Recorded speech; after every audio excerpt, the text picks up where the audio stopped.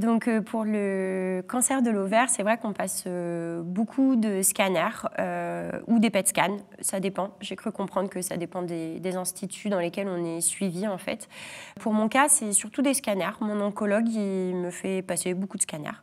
Alors les scanners, je trouve ça assez facile. C'est pas forcément, ça fait pas très peur. Je pense que c'est pas comme l'IRM où on est enfermé dans une machine pendant des longues minutes, donc on peut avoir un sentiment un peu de claustrophobie.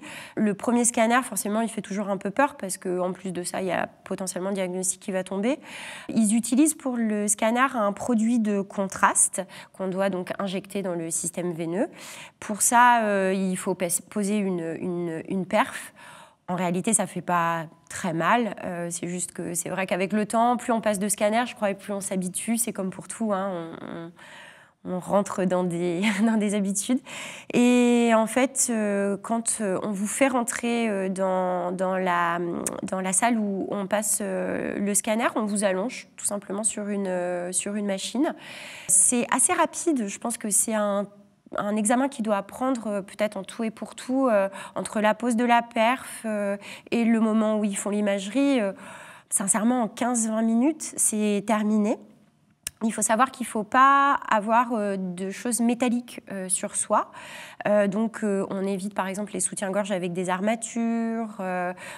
Si vous avez un pantalon, si par exemple le bouton ou la braguette sont en métal, il faut éviter ce genre de choses. Donc, ce qui est bien par exemple, c'est un petit legging avec un t-shirt, un pull et puis une petite brassière de sport ou autre.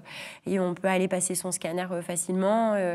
On n'aura rien besoin d'enlever, on n'a pas besoin de se déshabiller comme ça. Moi, ils me font toujours enlever, par exemple, mon petit collier. On a les bras qui montent comme ça dans la machine. Donc, on peut garder ses bagues, on peut garder ses bracelets ou sa montre, par exemple. Et voilà, c'est un test qui est vraiment un examen qui est assez rapide. Il faut gonfler les poumons et bloquer la respiration. Et on fait passer le patient voilà, dans la machine. C'est une espèce d'arc de cercle, en fait, qui prend ensuite l'imagerie du patient. Ça dure vraiment quelques minutes. J'ai jamais trouvé ça très anxiogène. Personnellement, les scanners se sont toujours très bien passés. Ce qui est anxiogène, c'est l'attente des résultats, tout simplement. Mais le scanner en soi, c'est pas quelque chose que je trouve stressant.